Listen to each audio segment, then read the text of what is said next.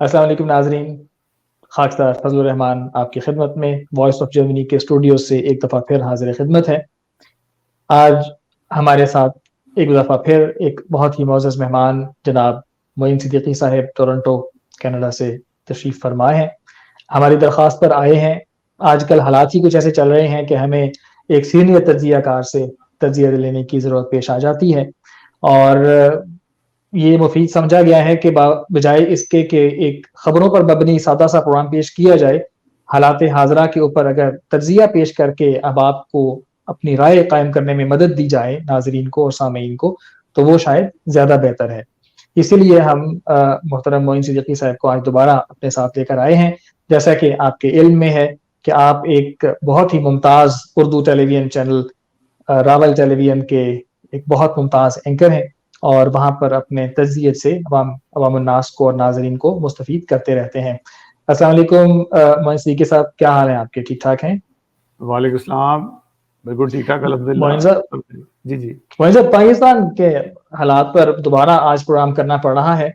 ہمارا تختہ مشق روزانہ پاکستان نہیں ہوا کرتا، لیکن آج کل جس تیزی کے ساتھ وہاں پر حالات ڈیولپ ہوتے جاتے ہیں، لگتا تو ایسے ہیں کہ شاید آنے والا کچھ عرصہ روزانہ شاید پاکستان یا بر صغیر یا وہی علاقہ ہی رہے گا۔ تو بہرحال یہ جو آج کل وہاں پر سیاسی حالات اس وقت بدل رہے ہیں، اور کہہ لیں کہ بالکل توقعات کے برخلاف اس وقت سچویشن چل رہی ہے۔ عمران خان صاحب کا دورہ اچانک، جس کا پہلے سے کچھ پتہ نہیں تھا، چند دنوں کے اندر اندر فضا ایسی کیا بدلی کہ عمران خان صاحب کا جو ہے دورہ وہ اچانک سعودیہ کا طے بھی پا گیا۔ اور کہاں ایک وقت تھا کہ ایم بی ایس صاحب جو ہیں وہ یہ کہتے تھے کہ وہ جتنے بھی پاکستانی وہاں موجود ہیں، لکھوں کھا بلکہ ملینز کی تعداد میں ہیں، کہاں وہ انہیں ان کے متعلق سخت زبان استعمال کرتے تھے، اور کجا اب یہ کہ محبت کی پینگیں یکدم دوبارہ بڑھائی جانے لگ گئی ہیں۔ اس بارے میں آپ کیا کہیں گے؟ شکریہ بہت بہت۔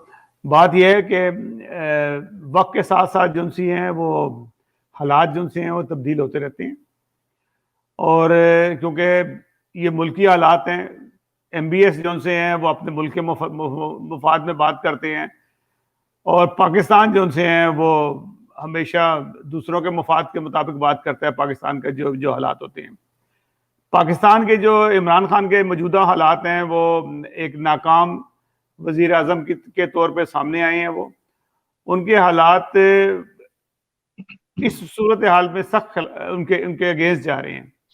وجہ یہ ہے کہ جو ضمنی انتخابات پاکستان میں ہوئے ہیں وہ تمام پی ٹی آئی کے اگینسٹ گئے ہیں، یعنی کہ عوامی مقبولیت وہ کھوتے جا رہے ہیں آہستہ آہستہ۔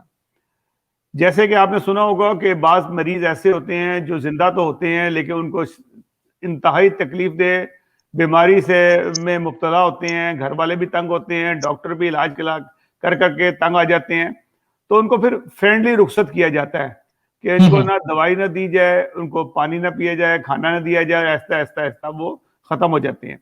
تو عمران خان کے ساتھ بھی کچھ اسی قسم کا ہو رہا ہے۔ موجودہ حالات کے اندر جو آپ نے دیکھا ہے کہ سعودی عرب کا انہوں نے 3 روزہ دورہ کیا، آج روانہ ہو چکے ہیں وہ سعودی عرب کے لیے۔ آپ نے کافی دن سے آپ دیکھ رہے ہوں گے کہ ایران اور سعودی عرب کے تعلقات ایک دم سے ٹھیک ہو گئے، ہاں جی، اور سعودی عرب نے جو تعلقات ڈیولپ کیے ہیں اس میں بہت سارے ایسے معاہدے کیے ہیں جو کبھی کوئی سوچ بھی نہیں سکتا تھا۔ تو اب حالانکہ یہ لوگ دونوں ایک دوسرے کے دشمن تھے، لیکن آج وہ ایک دوست ملک کے طور پہ سامنے آئے ہیں۔ اس کے ساتھ ان کو بہت ضروری تھا سعودی عرب کو اور ایران کو کہ ایک پاکستان بھی ان کے ساتھ شامل ہو، تاکہ جو ان سے ہے وہ ایک تو میڈییٹر کا کردار بھی ادا کرے گا، اور اس سے یہ ہوتا ہے کہ ان کی دوستی اور مستحکم ہو جائے گی۔ کیونکہ سعودی عرب، آپ کو یاد ہوگا کہ آج سے چند ماہ پہلے کی بات ہے کہ سعودی عرب کو جھکاؤ اسرائیلی بلاک کی طرف تھا۔ یو اے ای تو آلریڈی چلے گیا ہے، عمان چلے گیا، بہت سارے ملک چلے گئے۔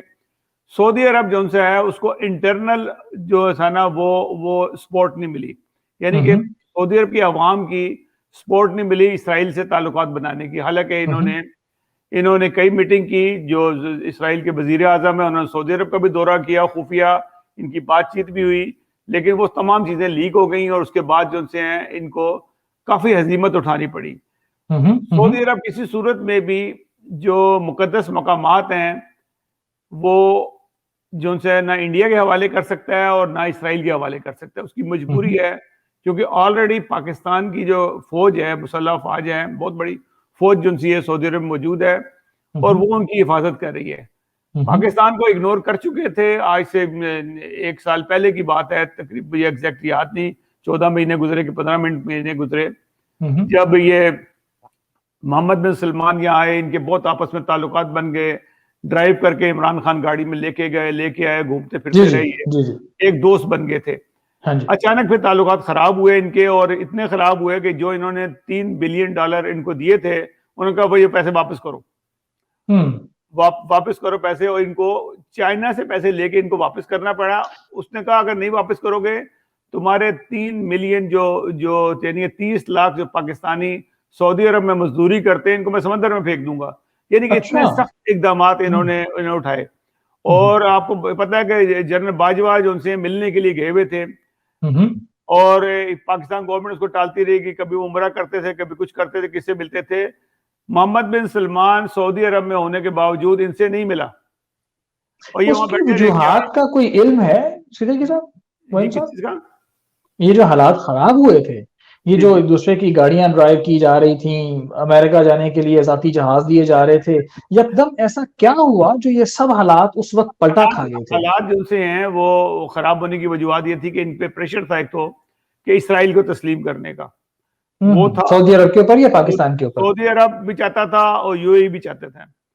سعودی عرب کیونکہ ہمیں ہر طرح سے قرضوں میں جکڑا ہوا ہے, تو وہ چاہتا کہ اپنی من مانی کرو. پاکستان کے حالات ایسے تھے کہ پاکستان کو جو پاکستان کی پبلک اس سے سپورٹ نہیں تھی ان کو کہ اسرائیل کو تسلیم کیا جائے. خود تو ان کا دل چاہتا ہے کہ اس سے پہلے بھی جتنی بھی گورنمنٹ آئی ہیں, بے نظیر کی, نواز شریف کی گورنمنٹ آئی ہیں, وہ سب اسرائیل سے تعلقات تھے. یعنی کہ بیک ڈور پالیسی ہمیشہ رہتی ہے اسرائیل کے ساتھ. لیکن ان کے حالات جو سے تھے وہ ٹوٹلی سامنے آ گئے, اور یہ اب وقت تھا کہ اسرائیل کو تسلیم کرنے کا. سعودی عرب بظاہر اسرائیل کو تسلیم کر چکا تھا, لیکن باقاعدہ جسے کہتے ہیں کہ ایگریمنٹس ہوتے ہیں, جو سائنز ہوتے ہیں, وہ نہیں ہوئے تھے ان کے. لیکن UAE نے کر لیا, اور وہ اس وقت وہ خوش باش ہے. بڑے وہاں پہ تو آپ کو پتا ماحول ہی چینج ہو گیا ہے. جو لوگ سعودی عرب UAE سے آتے ہیں وہ کہتے ہیں یورپین ماحول بنا دیے انہوں نے لے کے. انہوں نے کوشش کی, لیکن اس کے بعد جو امریکہ کا الیکشن ہوا, امریکہ کے الیکشن کے اندر جو بائیڈن جو سے وہ جیت گئے اور ٹرمپ جو سے ہار گئے. بات اگر تو ٹرمپ رہتے اقتدار میں اور دوبارہ جیت جاتے تو یہ حالات جو آج سعودی عرب پاکستان کی نظر آ رہی کبھی بھی نہ ہوتے. کیونکہ سعودی عرب جو ہے وہ اسرائیل کے ساتھ تعلقات ڈیولپ کر رہا تھا, انڈیا کے ساتھ کر رہا تھا دوسری طرف, کیونکہ یہ ٹرمپ کروا رہا تھا سارا کچھ. اب وہ تعلقات جو ہیں وہ بیچ میں کہتے ہیں کہ وہ رہ گئے وہاں پہ, اور ان کو مجبوراً, کیونکہ اگر میں بتا دوں کہ جو بائیڈن کے ہارنے کے بعد کیا نقصان کیا ہوا. ایک مقدمہ چل رہا تھا سلمان خشوگی کا, جس کا قتل کا ڈائریکٹ الزام جو ہے وہ محمد بن سلمان کے اوپر آتا ہے, اور اس کی بیوی جو سی امریکن سٹیزن ہے, اس کی جو عدنان کی, انہوں سے مقدمہ کیا, اور وہ مقدمہ تقریباً وہ جیت چکی ہے, اور یہ نامزد ہو چکے ہیں مجرم. اب ان کے لیے پرابلم یہ ہو رہا ہے کہ یہ امریکہ بھی نہیں جا رہے, کیونکہ اندر کا ڈر ہے, دنیا کو پتا ہے کہ یہ قتل کس نے کروایا تھا. اور کیونکہ ایمبیسی کے اندر قتل ہوا تھا, جو ترکی کے اندر جو ایمبیسی تھی ان کی, اس کے اندر قتل ہوا تھا, اور سعودی ایمبیسی میں قتل ہوا تھا, اور وہ آدمی کو جاتے ہوئے دیکھا گیا اور واپس نہیں آیا, وہ کیمرے لگے ہوتے ہیں سارے. تو وہ الزام ان کے اوپر ہے. آپ کو پتا ہے جتنا امیر آدمی ہوگا اتنا ہی بزدل بھی ہوتا ہے. یہ ایسا نہیں ہوتا کہ وہ اس کو بھی اپنی جان کی زیادہ پرواہ ہوتی ہے, وہ دوسرے لوگوں کو قربان کرتا ہے کہ اپنی جان بچاتا ہے. تو عدنان کے پاس جو محمد بن سلمان کے پاس اب کوئی راستہ نہیں تھا کہ اپنے آپ کو بچانے کا. تو انہوں نے دوبارہ سے ایران سے تعلقات ڈیولپ کیے, کیونکہ اور پاکستان سے بنائے. اس کے پیچھے جو تعلقات بنانے والا ہے وہ چائنا ہے.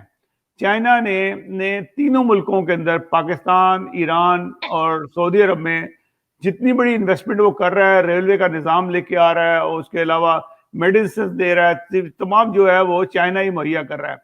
جس کی وجہ سے یہ سب کے سب چائنا سے سے کی بات کو ماننے کے لیے ہمیشہ تیار رہتے ہیں, اور چائنا ہی سامنے نہ بھی آئے لیکن اصل میں کھیل چائنا کا ہے, اور انہوں نے ان کو تینوں کو ملا دیا ہے. پاکستان بھی جا رہا ہے اور یہ تینوں کا ایک اتحاد ہو جائے گا, اس کے ساتھ ترکی بھی ہوگا. جب یہ بلاک سیدھا بن جائے گا اور ساتھ پیچھے چائنا ہوگا, آپ دیکھیں گے بہت مضبوط بلاک بن جائے گا.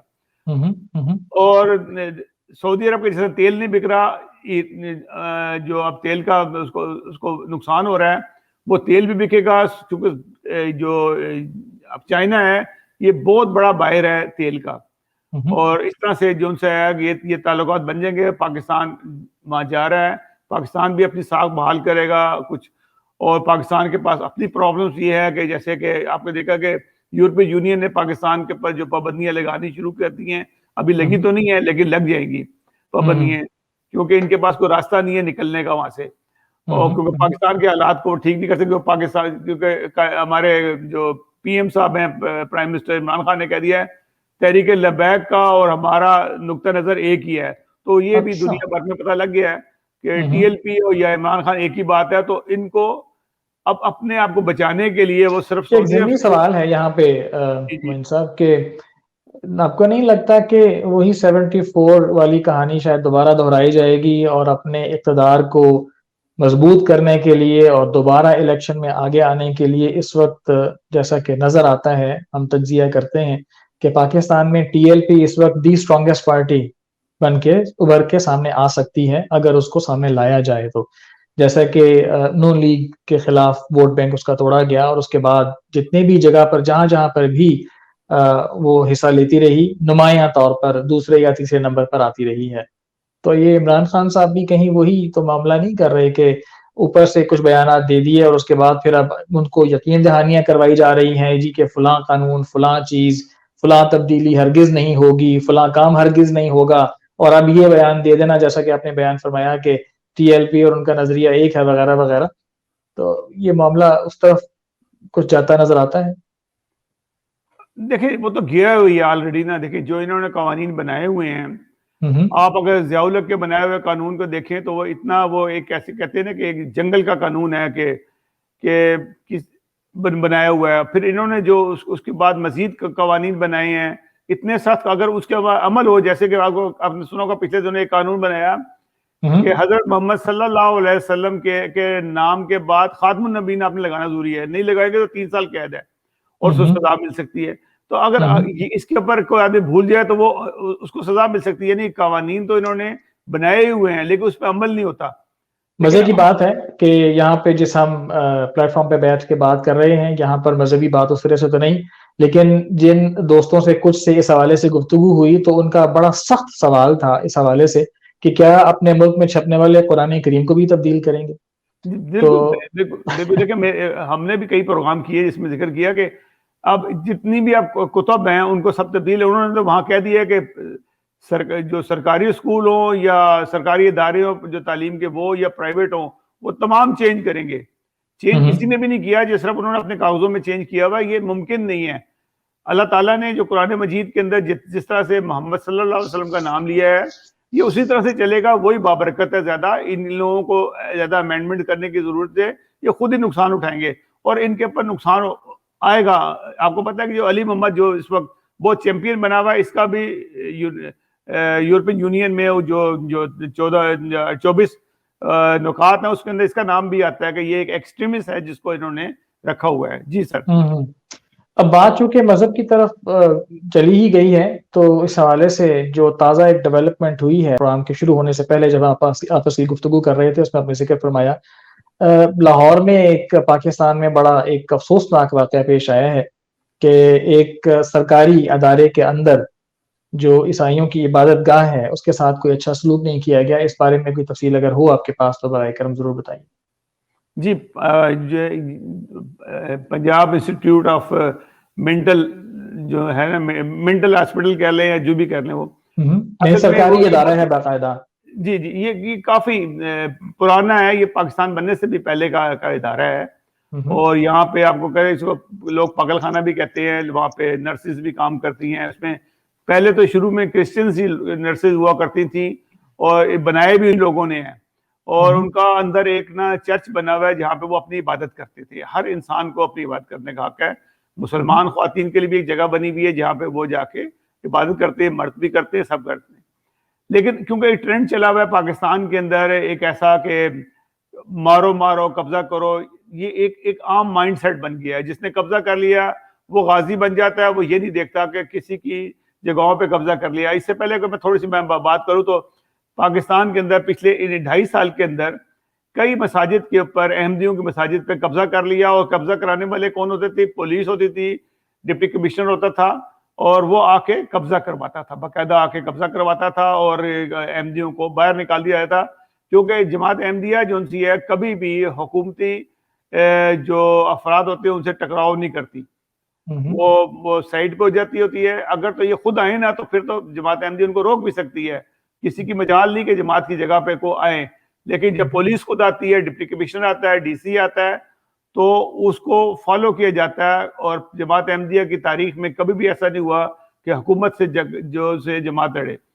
انہوں نے لے کے وہاں پہ گئی ہیں کوئی 30-40 خواتین جو تھی اکٹھی ہوئی ہیں, نرسیں. انہوں نے جا کے چرچ پہ دھاوا بول دیا, ان کو باہر نکال دیا جو چند ایک وہاں پہ کام کرتی تھیں. رہ کتنی گئی ہیں بہت زیادہ, تو اب تو نوکری نہیں ملتی نا کرسچن عورتوں کو, نرسنگ کی نوکری نہیں ملتی. بہت سے اگر مل بھی جائے تو وہ بہت ہی لو گریڈ میں ہوتی ہے, وہ ان کی جو کام ہے صفائی میں لگا دیا, ادھر لگا دیا, ادھر لگا دیا. تو انہوں نے قبضہ کر لیا اور وہاں باقاعدہ انہوں نے نعت خوانی کرائی اور میلاد کرائے اور وہاں پہ لگی ہوئی ہیں, اور جو ان کی شکلیں بھی عیسائیوں کی عبادت گاہ میں جا کر مسلمان نرسوں نے, آپ یہ کہہ رہے ہیں کہ جا کر ان کو وہاں سے بے دخل کر دیا اور وہاں جا کر اپنی مذہبی رسومات ادا کرنا شروع کر دی ان کی اجازت کے بغیر. جی ہاں, اور باقاعدہ انہوں نے کہا کہ جی تم مسلمان ہو, اسلام قبول کر لو, نہیں تو تم اس جگہ پہ نہیں آ سکتی, اور بلکہ ان کو قتل کی مارنے کی بھی دھمکی دی انہوں نے. تو یہ حالات جو سے ہیں یہ عام ہے, اور اس کو کئی لوگوں نے بڑا فخریہ بھی بیان کیا لوگوں نے کہ یہ بڑا دلیری دکھائی, جیسے ٹی ایل پی نے دلیری دکھائی, ان لوگوں نے جس طرح سے احمدیوں کی مسجدوں پہ قبضہ کیا دلیری دکھا رہی. اور کیونکہ وہ احمدیوں کو تو گالی دینا یہ لوگ ثواب کا کام سمجھتے ہیں, قبضہ بھی کیا اور گالیاں بھی نکالی. یہی کچھ ان کے ساتھ بھی کیا اس دفعہ, انہوں نے ان کو باہر نکال دیا, ان کی جو مقدس چیزیں تھیں اس کی بے حرمتی کی انہوں نے. تو یہ حالات جو سے ہیں یہ شرم. صاحب اس کے بعد پولیس نے کوئی ایکشن لیا؟ جو اقلیتی برادری ہے پاکستان کی, آج تک کی تو کوئی اطلاع نہیں ہے. میں پتہ کروں گا, لیکن ابھی تک میرے پہ کوئی اطلاع نہیں کہ پولیس نے ایکشن لیا کہ لیا, کیونکہ پولیس جو سی ہے کبھی ایکشن نہیں لیتی, وہ ڈر جاتی, کیونکہ یہ کہتے ہیں کہ مذہبی معاملات میں دخل اندازی ہے. کیونکہ پاکستان کی عوام کو جو مسلمان ہیں سرکاری, ان کو بہت سارے اختیارات ہیں, وہ کبھی بھی کسی جگہ پہ بھی قبضہ کر سکتے ہیں, اور وہ ان کے لیے ان کے رائٹس میں شامل ہوتا ہے. موین صاحب, احمدیوں قادیانیوں کے ساتھ تو پاکستان میں جو کیا جاتا ہے وہ یہاں یورپ میں کسی سے چھپا ہوا نہیں ہے, اور اس پر بڑے بڑے موقر ادارے اپنے پروگرام, اپنی ڈاکیومنٹریز, اپنی رپورٹس پیش کر چکے ہیں, کرتے رہتے ہیں. اور ہر مہینے human rights commission of Pakistan خود پاکستان کے اندر رہتے ہوئے اس بارے میں بات کرتا ہے. لیکن جہاں تک اب آپ نے ایک نیا رخ بیان کر دیا ہے عیسائیوں کے حوالے سے, تو یہی لوگ جو حرمت رسول پر اس کے متعلق بڑے بڑے نعرے اور بلند و بانگ دعوی کرتے ہیں, اس حوالے سے نبی کریم صلی اللہ علیہ وآلہ وسلم نے عیسائیوں کے ساتھ جو ان کی حفاظت کا وعدہ کیا تھا, اس وقت جب اس معاہدے کو, اس موجود معاہدے کو, وہ دنیا کا سب سے ون آف دی اولڈسٹ وہ کانٹریکٹ ہے جو باقاعدہ سائنڈ ہے دونوں طرف سے اور موجود ہے, اور اس میں رسول کریم صلی اللہ علیہ وسلم کی طرف سے یہ ضمانت دی گئی ہے کہ عیسائیوں کو جہاں پر بھی وہ رہیں گے اسلامی مملکت میں, ان کی عبادت گاہوں کی حفاظت کی ضمانت, ان کو آزادی, ان کی جو مذہبی رسومات ہیں اس کی ادائیگی میں کسی قسم کی روک و ٹوک نہ کرنے کی ادائیگی وغیرہ جیسی شکیں موجود ہیں. تو جب یہ آقا صلی اللہ علیہ وسلم کا یہ کیا ہوا معاہدہ خود توڑتے ہیں تو اس وقت وہ حرمت رسول کہاں چلی جاتی ہے؟ اس پر بھی کچھ آپ کہنا چاہیں تو. بات یہ ہے کہ آپ کن کو کہہ رہے ہیں, آپ یہ موجودہ حکومت کو کہہ رہے ہیں یا پاکستان کی جو بھی حکومت ہے اس کو کہہ رہے ہیں؟ جب میں عوام الناس جو اس وقت اندھا دھند, ابھی دیکھیں نا چند دن پہلے لاہور میں کیا حالات ہوئے, یہ بات تو جو سی ہے نا, اگر پرائم منسٹر سے پوچھو اس کو بھی نہیں پتا ہوگا کوئی معاہدہ ایسا ہے. ان کو دیکھیں, صرف ان کو ایک نعرہ لگانا آتا ہے, نعرے کے علاوہ ان کے پاس اور کوئی چیز نہیں ہے. نہ ان کو مذہب کا پتہ ہے نہ کچھ ہے. اگر ان کو مذہب کا پتہ ہوتا تو یہ جو ایگریمنٹ ہے وہ عیسائیوں کے علاوہ تمام ان لوگوں کے لیے ہے جو غیر مسلم جو سے تھے ریاست مدینہ میں موجود تھے، ان کو بھی رائٹس دیے گئے تھے کہ ہم آپ کوشش کرتے ہیں ناظرین کو کہ اس کا اصل عکس دکھایا جائے. ابھی ہم بیک آفس سے گزارش کریں گے اگر ممکن ہو سکا تو ہم ضرور دکھائیں گے، کیونکہ یہ ایگریمنٹ جو ہے نا جو ہے اس میں کوئی شک نہیں لاجواب ہے، کیونکہ رسول خدا صلی اللہ علیہ وسلم نے یہ بنایا تھا اور اس پہ باقاعدہ ان کی مہر لگی تھی. ان کو نہ اس کا علم ہے نہ اس کا پاس ہے. بہت ساری چیزیں انہوں نے جو بھی قوانین بنائے ہیں اس کے ٹوٹل برعکس جو سی پاکستان کی گورنمنٹ جاتی ہے. موہن صاحب یہاں میں تھوڑی سی کریکشن کروں گا آپ کی کہ علم والی بات تو ممکن نہیں ہے. انہی عیسائیوں نے پاکستان میں، آپ کو یاد ہوگا ایک بستی میں جب ان کا کچھ عرصے پہلے ان پر حملے ہوئے تو لاہور ہی کے جو بشپ ہیں انہوں نے وہ معاہدہ اصل میں نکال کر پیش کیا تھا اور کہا تھا کہ دیکھیے آپ کے رسول کا ہمارے ساتھ یہ معاہدہ ہے. یہ ایسا نہیں ہے کہ علم نہیں ہے. فضل بھائی یہ لوگ رسول کا صرف نام لیتے ہیں اور رسول کی باتوں پہ کاش کے یہ عمل کرتے. انہوں نے کبھی بھی عمل نہیں کیا. جو قوانین جو سے ہیں ہمارے قائد اعظم محمد علی جناح نے جو ان کو بتایا تھا کہ آپ نے اس راستے پہ چلنا ہے اور یہ آپ کا نسب العین ہوگا، یہ آئندہ پاکستان کا منشور ہوگا، اس میں سے ایک بات پہ بھی عمل نہیں کرتے. اور یہ قرآن مجید پہ عمل کرنا تو بہت دور کی بات ہے. آپ جو امیڈیٹ جو ان کا قائد تھا اس پہ عمل نہیں کیا، اس کو بھول گئے ہیں. بہرحال یہ جو باتیں ہیں نا ان سے سوال کرنے کا تو فائدہ کوئی نہیں، دیواروں سر ٹکرانے والی بات ہے. ان کو نہ تو ان چیزوں کا پتہ ہے نہ اس تاریخ کا پتہ ہے کہ کس کی کیا حفاظت کرنی ہے. یہ پہلے خود اپنی حفاظت کر لی تو اپنا نقصان خود کر رہے ہیں. جو بھی ابھی آپ دیکھیں کہ جتنا 70 سال سے پاکستان بنا ہو گئے، پہلے 10-12 سال کے علاوہ پاکستان نے جو ترقی کی دنیا کے اندر ایک نام بنا، اس کے بعد سے جب سے یہ بلکہ میں کہتا ہوں کہ 70 کے بعد سے پاکستان نیچے کی طرف جا رہا ہے. اور وجوہات یہی ہیں، جتنا زیادہ یہ مذہب کا نام لیں گے اتنا نیچے جاتے رہیں گے، کیونکہ مذہب کو یہ استعمال کر رہے ہیں اپنی ذات کے لیے. مذہب کارڈ کھیلتے ہیں یہ صرف سمگلنگ وہ کرتے ہیں، جوئے کے اڈے ان کے پاس ہیں، ہر غنڈہ گردی ہے، شراب کا کاروبار کرتے ہیں. اب عمران خان کے جو مذہبی امور کے مشیر ہیں ان کا کاروبار کیا ہے؟ میں کئی اپنے پروگرام میں بتا سکوں، مولانا طاہر شرفی صاحب کا. یہ باتیں جو سی ہیں نا، یہ صرف ان کا کیا کاروبار ہے بتائیے گا ذرا. ان کا کیا کاروبار ہے؟ شراب کا کاروبار ہے زیادہ مین تر. وہ تو ایمبیسیوں سے شراب لیتے ہیں جو بڑی مہنگی بکتی ہیں، اور ان کو تو وہاں بھیگ میں ملتی ہے، کیونکہ وہ مختلف ایمبیسیوں کے ساتھ سیٹ ہیں. جو ایمبیسی ان کو مختلف کاموں میں استعمال کرتی ہیں، جو جس کا یہ مذہب کا ڈرامہ کرتے رہتے ہیں نا.